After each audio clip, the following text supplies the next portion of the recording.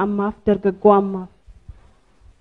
Nagaa elaa dhaloota jechaani Oromoo jechaan maqaa bichaa miti. Oromoon goota. Oromaan achi as dhufaa biyyittiin kun kan Oromooti. Innaa abbootiin keenya nutti himan, innaa akaakayyuu keenya irraa dhageenyu, abbootii keenya irraa dhageenyu, biyyi kun kan Oromooti. Oromoo biyya Oromooti. Oromoon immoo goota. Baay'inas qaba, beekaas qaba, jabeenyas qaba.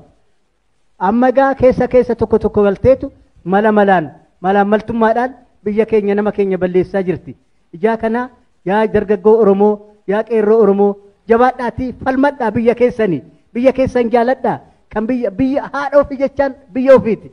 Haati ofii biyya ofiiti. Ijaa kana biyya keessanii jabaadhaatii falmaa. Biyya keessanii jabaadhaa hojjadhaa. Hojjaan itti argisiisaa biyya keessanii. Kana jechuun barbaada. Galatooma.